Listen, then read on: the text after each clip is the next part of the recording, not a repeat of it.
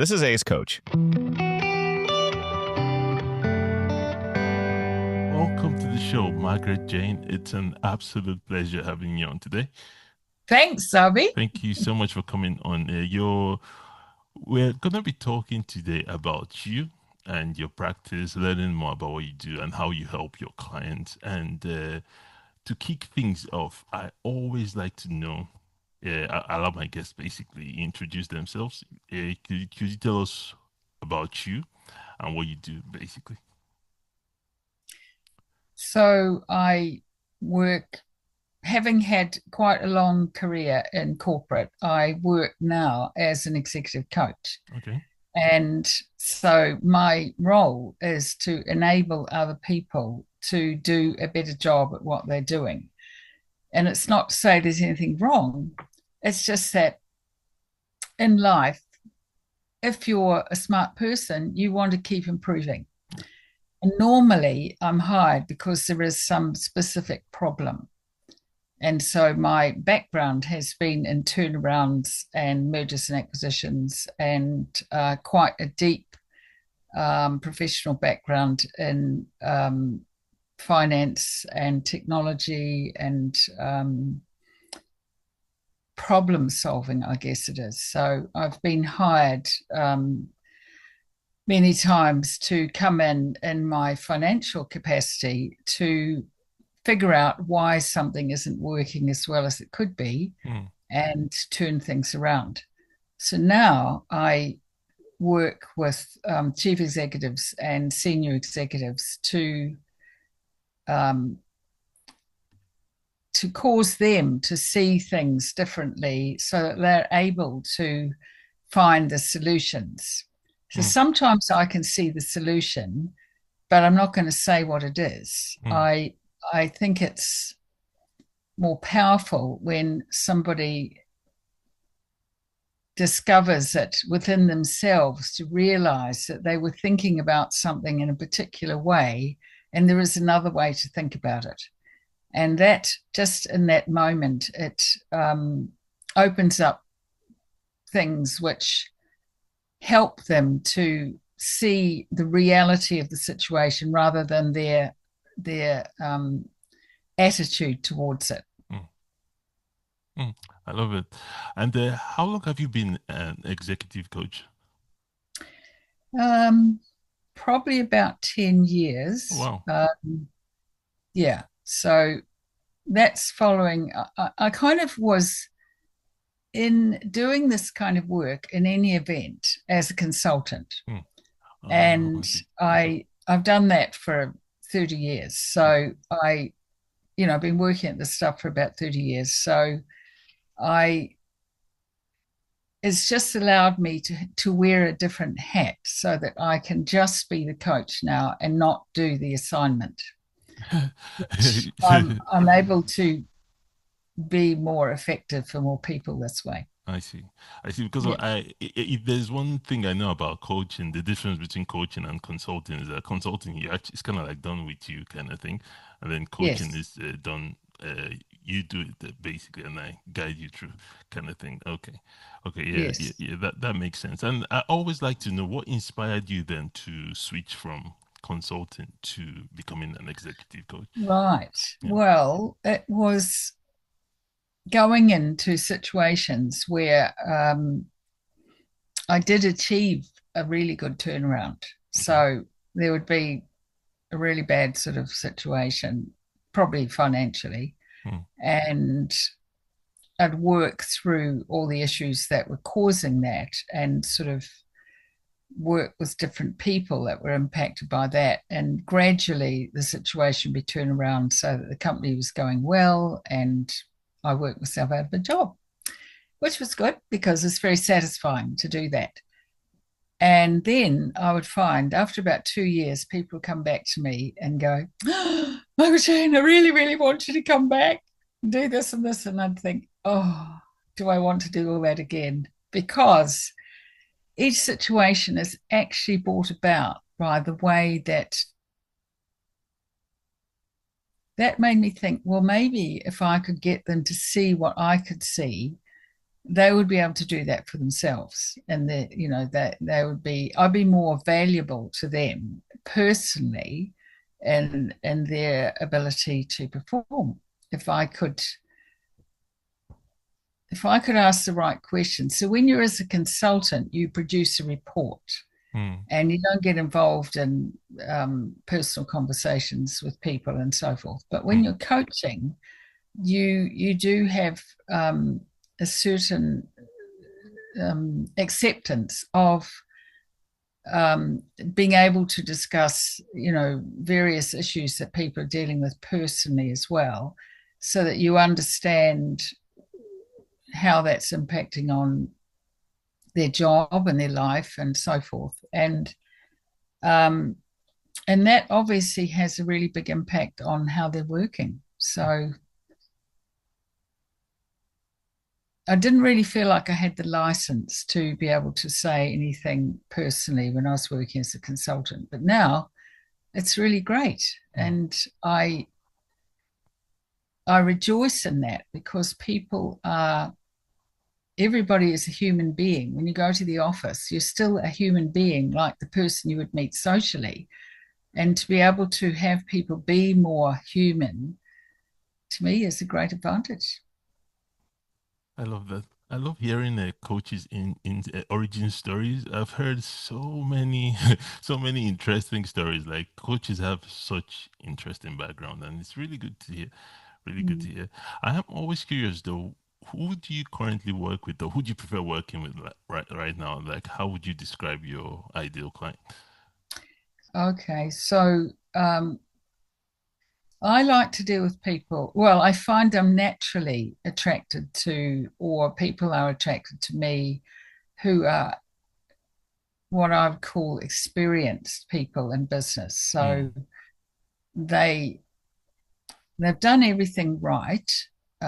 They have done all the things that we are trained to do professionally, finance, MBA, business school, whatever, Mm. and the mores that are acceptable in how corporate life works, and yet is still having a really big problem. And when you're at a very senior level, you can't just go talking about things to other people because to keep respect in the team, you need to people want to rely on their leaders. They don't want to hear them upset about things. You can't tell a lot of people sensitive information. You can't tell people anything that might impact on your stock price or Mm. the risk of financing or anything like that. So to be able to speak to someone confidentially who understands what you're dealing with. So that's the advantage that I have. I'm very thankful for is that many of the roles of the people I'm working with, I have done their job. And so why I like and I'm able to add the most value there is um, first of all being quite a strong personality and having been there, I can say things to them that other people couldn't. So, you've got to be able to speak to power. Mm. You've got to be able to tell the truth, even though, you could be someone who thinks, oh, I can't tell them that, what will they think and so forth. So you can't be that. You have to be bold. You have to be courageous. You have to be and sometimes you can get people who are quite sort of bolshy Mm. and not be afraid of that. Mm. I've had situations, not necessarily as a coach, when I was a consultant, I had people very, very aggressive at times and don't take anything personally. Mm. So I'm kind of old enough that I can handle people who um, have very strong personalities. You have to have a strong personality. You're running a large organization, but at the same time, what got you to this position, this situation that you're in, worked then, but it's not working now. Mm. And so you have to be able to discover what what you need to crack open, and what you need to shock. There's a certain amount of shock factor sometimes to have people realize things that they hadn't realized before, and to be able to say that to someone and have them have respect and listen and act on it. You have to have a certain amount of there's something in your manner which shows that you have you're an equal. Mm. You know, you're an equal and an associate. You understand the power game. You're not intimidated. You're on the same side as the client, and most importantly, you're never going to say a thing. You never ever speak outside of the room, because that's the number one thing that people need in that situation. So I found all my career that I've been taken to lunch many times, me told a lot of things that are totally off the record. And I'm liked for that because I never say anything. But it's terrific it's very humbling to realize that a lot of people at the top are very lonely. And it's Mm. not, I'm not talking about dating. I'm Mm. just talking about, we all have a soul, and we're all human inside. And to be able to um, talk about things that you're really worried about um, to somebody and know that they've totally got you. Do you know Mm. what I mean? Yeah. It's terrific to be able to support someone like that. So I don't need to do that for people who are younger. I do have some people who are younger, but mostly younger people who are trying to move up in the power game. And I've got no problems with that. Well, what are you standing back for? Blah, blah, blah. Well, this is, and working out what the power game is that they are dealing with. Mm. I've had situations with that where they'll bring me in and I'll meet the boss, and, we'll go away and have a debrief, and I'll just say, well, did you notice this and this? And, you're being briefed for this is this. And they don't realize because they don't have the experience. Mm. So, I have a certain number that I do, which are trying to move up in the power game, but mostly I seem to attract the people who have enormous responsibility and who are very, very powerful in what they can do and their powerful influence. And it's an absolute privilege for me to be able to not only add value to that person, but to actually quietly in the background add value to a lot of people that they have an influence on. It's just an absolute buzz. I can Love imagine. it. I can imagine. And you said so many things there that really I've never thought about before.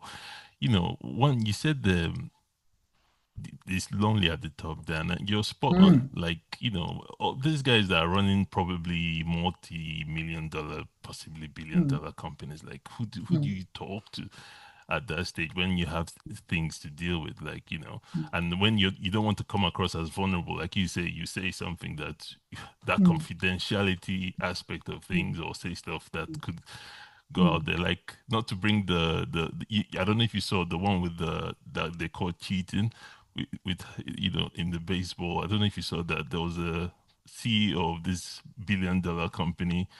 They call him with the HR, the head of HR. Oh, yes, I know. Yeah, Cold played, because cold played. Oh my God, yes. yeah, that was. Terrible. I'm sure him and All his coach, things. if he has one, he would need somebody to talk to about that stuff. So I can see interesting. What I'm learning is executive coaching can be more of a little bit of therapy, mental stuff going on there besides the coaching stuff as well. I don't go into therapy because um, I think that's an area of um, professional training which I choose not to go into. Okay. I do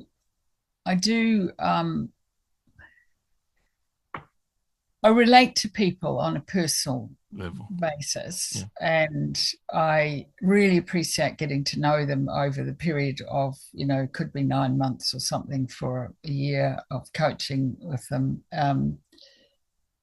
Uh, I don't think if someone is needing therapy, Mm, then they probably should go to a therapist, I see. because the coaching is around, um, it's very linked to the technical aspects of the process of the business Mm, and all the aspects that feed into and feed out of the financials. So you're really looking at the viability of an enterprise, mm, and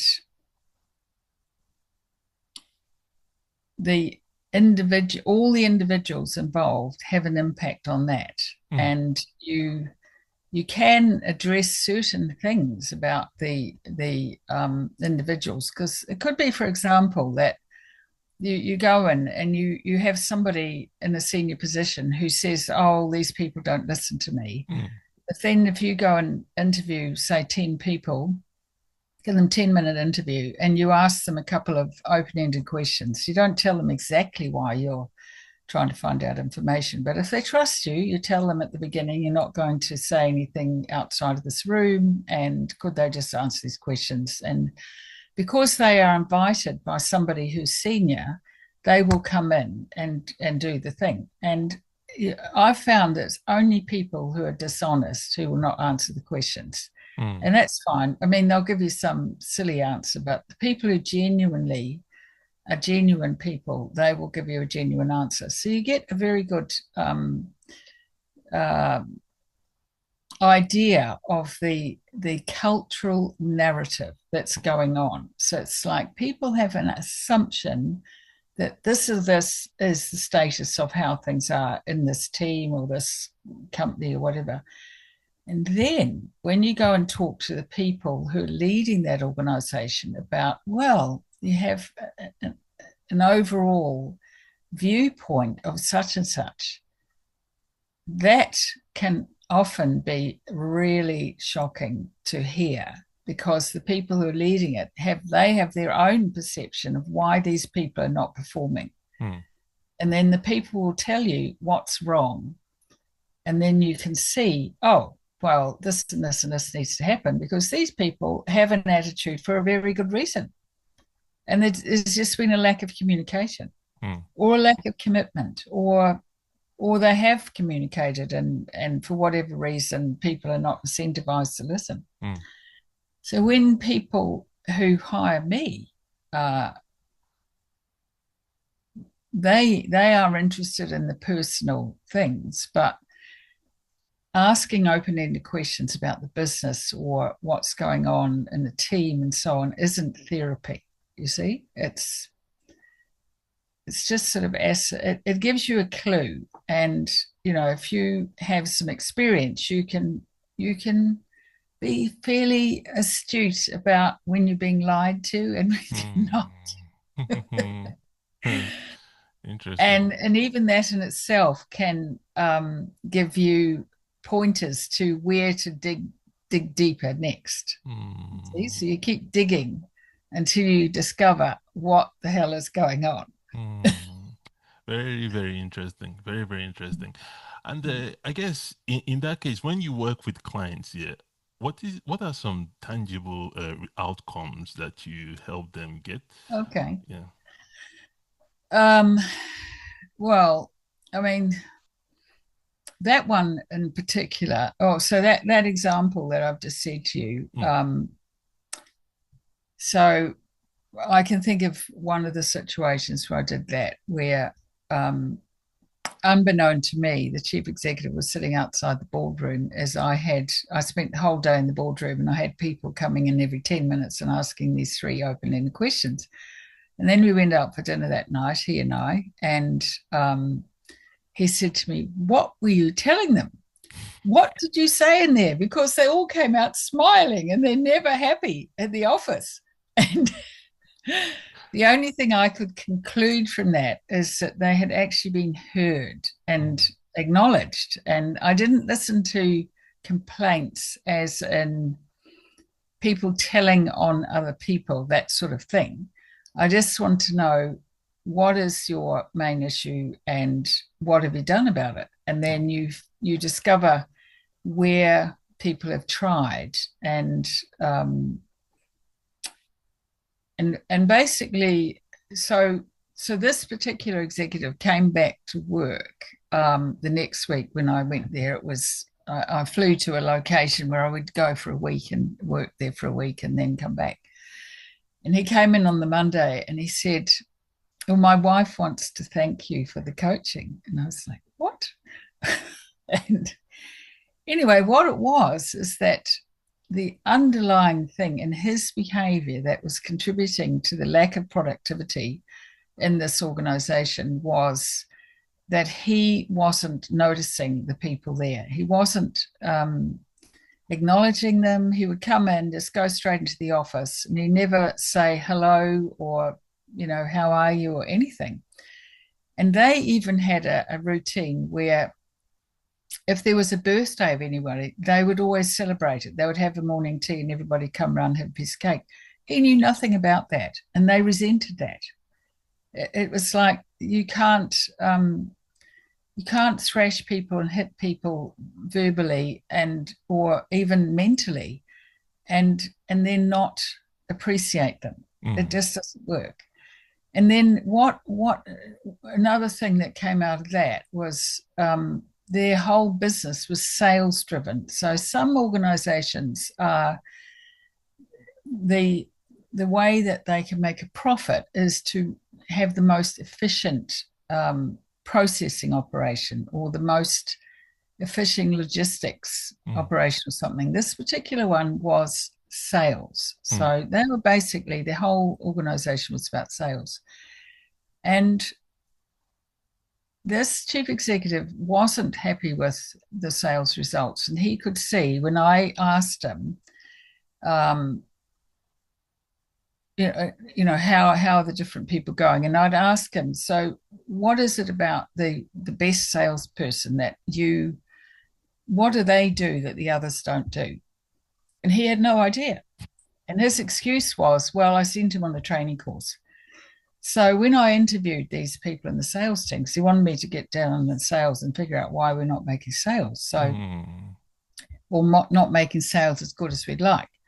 So I drilled down on the sales, and I asked the person who made the most sales, so what do you do? How do you make the sale? And he would explain. And, I do sales courses, so I understand what you're meant to be doing and how to make a sale, right? And I thought that was quite strange what he said.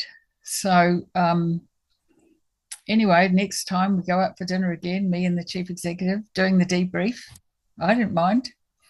We go up for that, we have this debrief, and to discover that he'd paid the money to get this person to go to a sales course, and the person was meant to train the other people in the team to do this technique. And so he went on the sales course, the company paid for it, and the guy came back and he did exactly the same as he did before he went on the sales course. And because when he was answering the questions to me, that was clear. I was saying, well, this is what he's doing. And the client blew up with rage. It's like, what? I sent him on this course, and no wonder it wasn't working. And the sales fellow was, because he was making more sales than the others, he had this sort of ego thing. Well, it doesn't matter about the rest of the team. He didn't understand. He wasn't somebody with the mindset like the person who's the chief executive. So anyway, each one is just, that company has gone fantastically well since, right? Sold out what they do. And even if I ring them today, it'll be the same, because what they realize is you've got to look down, you've got to work through the detail, and you've got to see, you don't just assume that people are doing that. You don't assume because, you give them this title and you pay them this money and you give them the office, they're going to do that. You look at the results, and then you say, well, how is that going? Mm. You see? And to me, I think it is. The other thing about that one was that everything I asked him when I was first interviewed, I sat and interviewed him for a whole day and went through all these things and the financials and things. And I was asking questions. So someone really understands their business. If you like a car, open up the hood of the car, you really understand how the engine works, you're going to be able to answer all the questions about that goes from here to there and the CC is that and that needs a repair and that's done so many miles and this. If someone doesn't cannot answer detailed questions about the organization, you know that's the first sign that it's not why it's not working, because you need to know what's going on. You don't have to do it, but you need to know, and you need to understand how your organization is working for real. You don't just sit there and rely on reports. You see. And then I've had other clients who've had reports and they're complete bollocks. Excuse the expression. The reports are not worth toilet paper Mhm. because they're meaningless Mm. because the people are relying on rubbish data. So I've had quite a few of those where once you actually get the facts and figure out what's going on and why you're getting dud data, then you can actually run a company, because Mm. otherwise you're just in the blind. You're steering in the blind. See? Yeah, that makes so much sense. Yeah. What would you say has been the toughest part of coaching since you got into it? Uh, this might sound a bit strange, but it's really when you can see, as a coach, you can see that there is. Sorry about that. It's all right. When you can see that there's a possibility to make make a situation a lot better, where you can see the possibility of um, someone making more effort, following through on something, taking things to a much further level than they are initially. Or it could be a personality of someone who a certain style of operating has served them well until this point, but they need to step up a bit to really capitalize on the current situation. Or it could be where you explain things and they don't they they refuse to see it.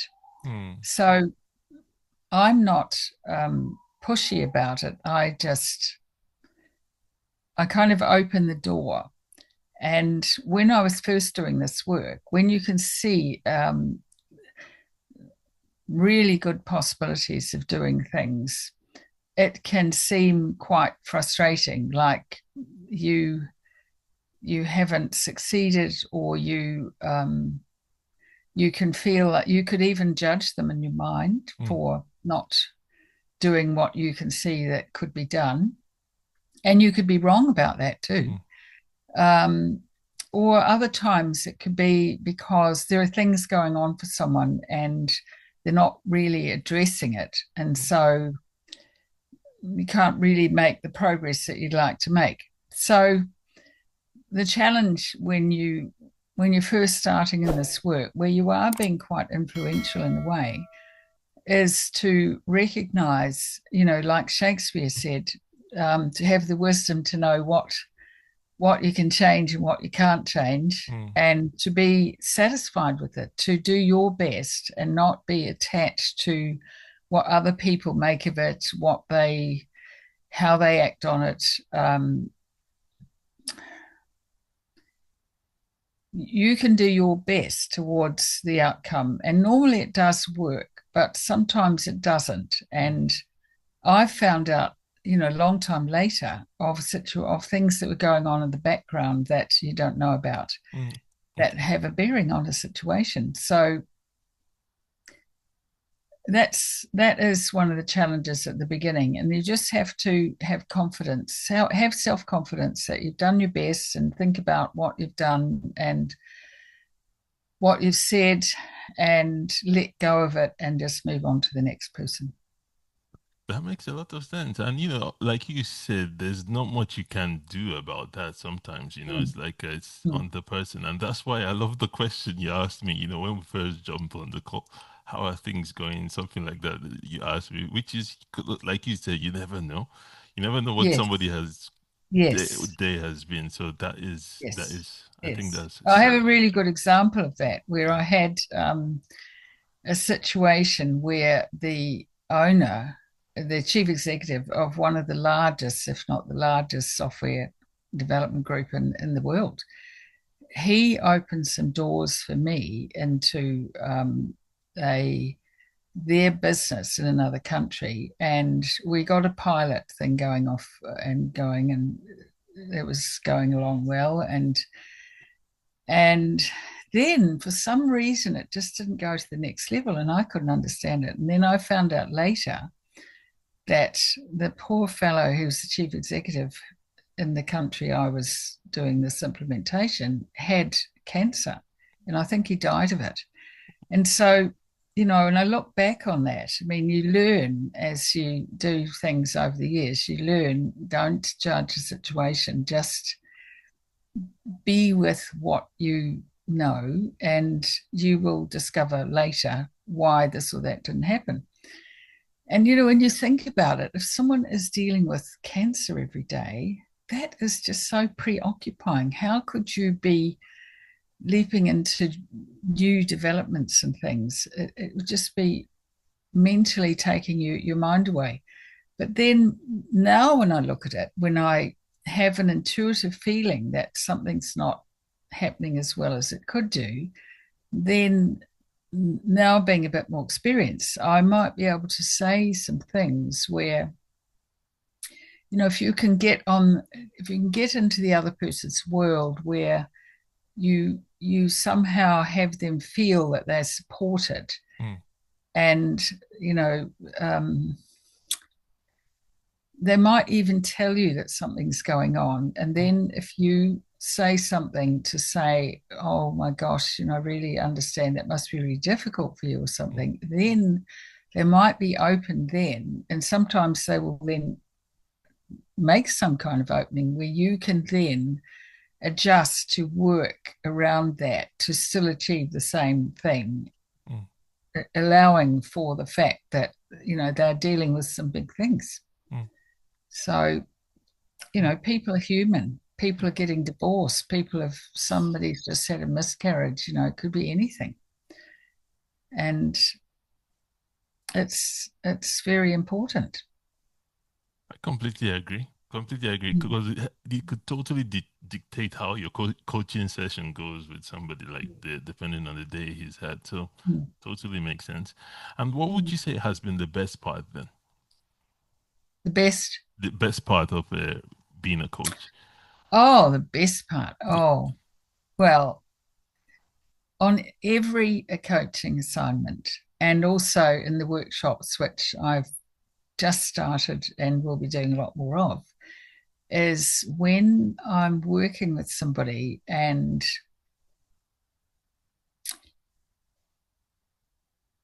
where there's a moment when they realize that there's something that they were fixed about, or they couldn't see, or they see someone in the organization differently from the way that they did, or they suddenly realize that there are other alternative ways that they can go about something. Um, when they Previous to that, because I'm dealing with experienced people, they've had a track record of everything that they say everybody else agrees with, Mm, because they're the top of the pile. Um, So to actually cause someone who is of that kind of level of experience to really shift their viewpoint or shift their angle on how they're approaching things is really fantastic. It is so, I always love it. And after that, when they've had such a big shift like that, they are then very open to anything you've got to say.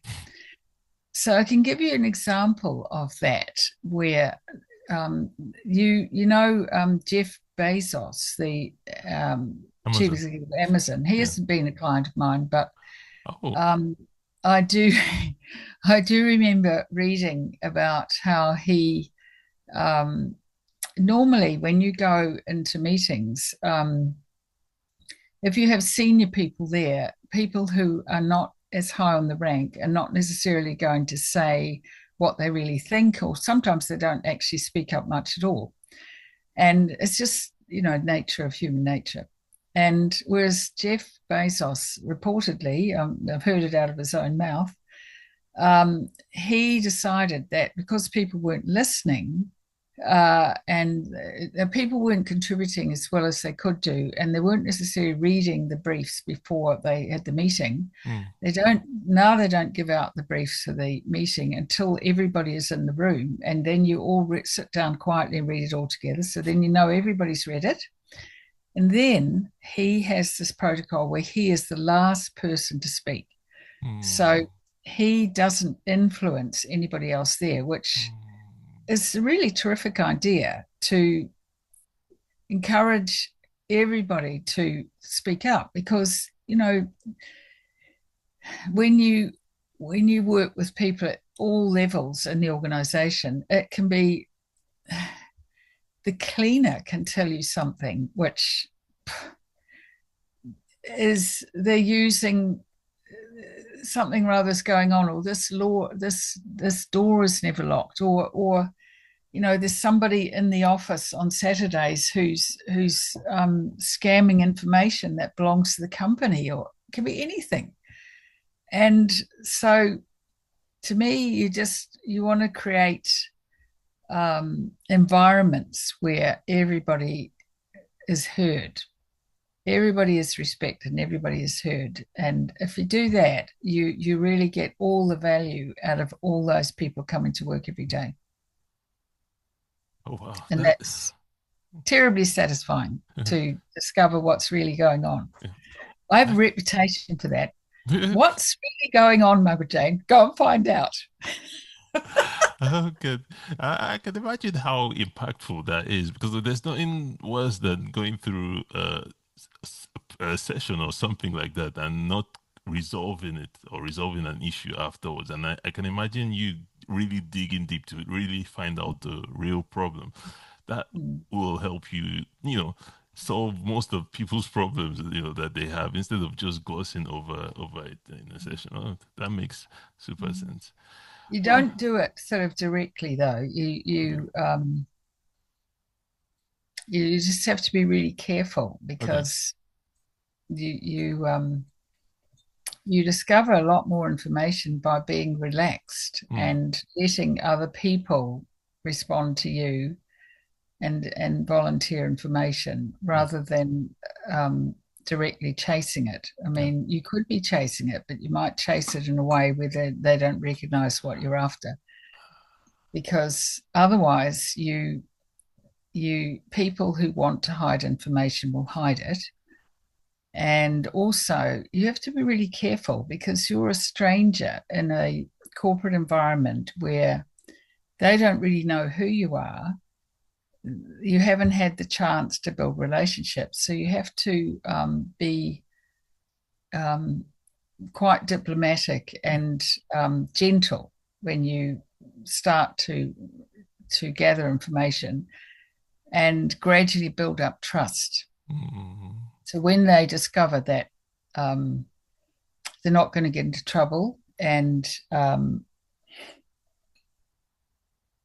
that you are supporting them as a team, whoever they are, then people will be more um, helpful to you. I can totally resonate with that because I something similar happened to me recently. I was chatting to somebody about something, and the person started asking me certain questions that I kind of like just felt went into defensive mode because I didn't want to reveal certain things. So it totally resonates with me. So you until that trust is there before you can start, like you said, volunteering information. If not, you're just gonna start answering certain in a certain way that would not help anybody really and truly. But yeah, Well, yeah, another thing which was really helpful to me, yeah.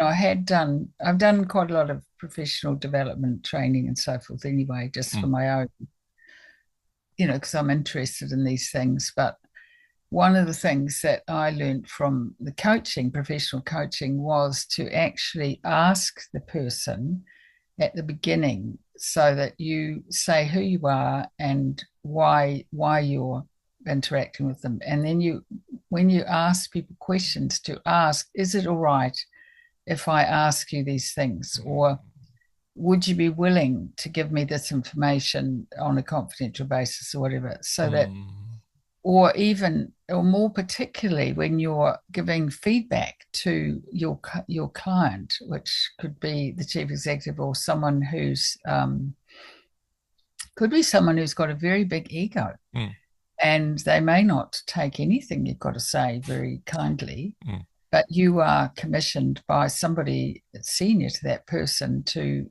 improve a situation. So, I would be asking them, would you mind if, would you think it'd be a good idea if I give you some feedback on this, or would you like me to comment on what you just said, or something like that? Or can I Mm, volunteer something towards what you said? You might not like it, but if you don't want to hear it, that's mm, fine. Would you like to hear it? mm. And usually they'll say yes.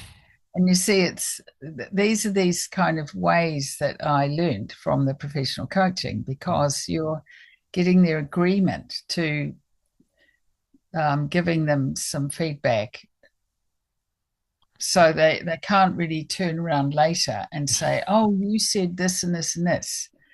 That's the normal way that people carry on who are passive aggressive.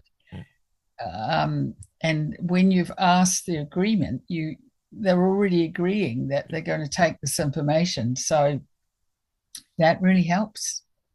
It yeah, lands better. yeah. It's Can more imagine. productive working. Permission. Seek their permission first. I love it. I love it. And then, okay, as we wrap up now, what are the future plans for your coaching business? What is? Oh, okay. So yeah, so I want to get out there. I want to be seen by a lot more people, because I want to run workshops now where, rather than, I have done a lot of one to one and working in teams and organizations, but I want to have groups of people come where I can work in a workshop for a day or a weekend Mm, and work through a lot of these things, which I do really rapid fire. mm, So when you're working in an organization and the people are on a salary and they've got to cooperate with you because the boss says, sort of thing, yeah. that is a different dynamic from when you can attract people to come to a workshop who want to crack through something, Oh, and you can work very fast with a lot of people in the room, so that when you're working with one person, three other people go, oh my gosh, that's exactly what's going on for me, whatever they're doing. And what I see about that is, first of all, that people can come and have an experience where they see how to see the situation that they're dealing with, um, in a way that they didn't see before. Secondly, that um, it's a very positive and encouraging situation where anytime when you're in a group of people where I'm a leader personally who really validates people. So I want everybody to feel better. I want them to walk out of that place feeling better about themselves than they did when they come in. So it doesn't matter, you know, what's going on, what you've done, what you haven't done, what you've failed at, what you've succeeded at, whatever. If you feel that your life is going to be better by something you did with me for the day, then and you are going to be the architect of that, and I'm going to show you how to be the architect of that in one day, Mm, then I really want to be doing that. So that's, I want to be doing that with a lot more people. mm, So when people come in and they're choosing to go into that experience, then you don't have to worry so much about um, whether they are following the orders of their boss. You see. Mm. So it would be really great to have people come along who are really up for something and film some of it and show them what's possible in corporate organizations. Because for me, the big thing is that we are really operating way below what we could be doing for the resources we have. We really are. People are not enjoying their work as much as they could do. They are not being as productive as they could be. And a lot of it is just mindset. Simple as that. love it. Sounds like exciting times ahead for you in this Yeah. business. And yeah, I'm here for it. All right, so let's speak it off because you mentioned rapid fire. So there's this section where Yeah. we're doing with rapid fire Go for it. questions. Just so if you could answer in just one sentence. All right. Yeah. So what's your one productivity tool that you use daily? Oh, so that's a strange question. I wasn't quite sure how to answer that. Yeah. One thing I could say is I do look at my stats. Oh, I look at my stats on LinkedIn and X, for example, hmm. and they're quite interesting. One sentence you wanted. Yes. Okay, that's it. It's one Okay. sentence. LinkedIn helps. We'll go with LinkedIn. Yeah. And then what's Yeah. one book, course, or resource that every coach needs to check out? Oh, that was an interesting question. So I have an unusual answer for that. So Okay. the book that I would recommend is Almost Like a Whale. And it's written by Steve Jonas, who's a lecturer at London University. And it is the modern interpretation of The Origin of the Species by Charles Darwin. Okay. Now, do you want me to give you a second sentence about why? Okay. Give us a why. Okay. The reason for that is that corporate life is geared towards building better and bigger, and you're the most successful if you're the biggest company in your sector and you've got more dominance in the market and more influence and make more money and so forth. But corporations are a collection of human beings, and human beings are a species on the planet. And Almost Like a Whale proves by many examples in there that the origin of the species is a limited theory Mm, of the strongest, the fittest survive. mm, The people who actually survive in business is exactly the same as what happens in nature. And why do they survive? Adaptability. That is the key, mm. right? So you see somebody writing some of that, some things on that in LinkedIn, but adaptability is key. I love it. And could it be more relevant in this day of AI? So that is really, really important right there. Okay. All right then. What's your number one way of acquiring clients right now?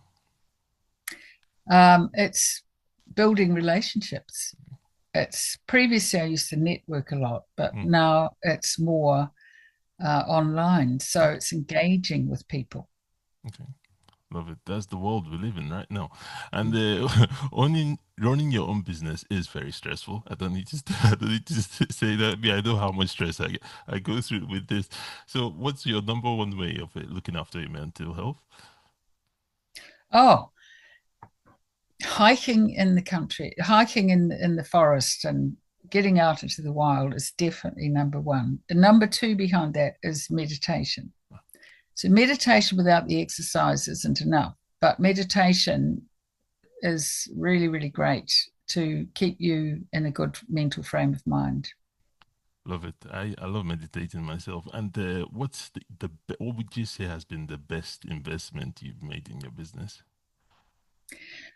Training, Hmm. training. Every time I do another course of some kind, I learn deeper insights about all sorts of things about myself and about other people, Hmm. which help me in my work. So when I look at the value that I can give a client today compared with 20 years ago, it's really, really advanced on what it was 20 years ago. And it's just by more understanding and more being more astute. Hmm. Mm, Love it. Love it. Always be learning and improving. mm, Love it. mm, All right mm. then. Finally, the last question for the this episode. I always like my guests to leave our audience with one final piece of advice. What would something you'd say to a new coach that's just starting out on their own journey? Oh, that's an interesting one. Mm. Well, do what you love doing. Mm,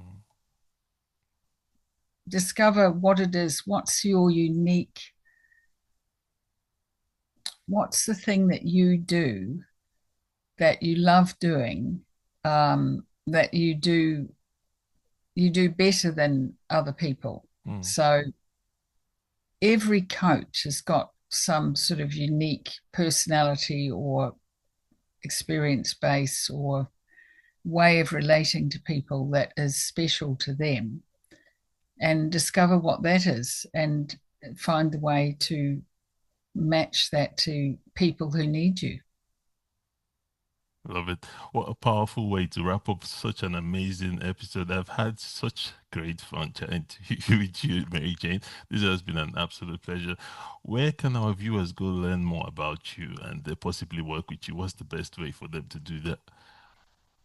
Best way is Margaret Jane Howe, HOWE, margaretjanehowe.com, Yeah. the website. And also you find me on X. Okay. That's Margaret Jane HNZ on X. Love it. And we're Send me a text, and we're gonna go to include. my contact page. Okay. Yeah.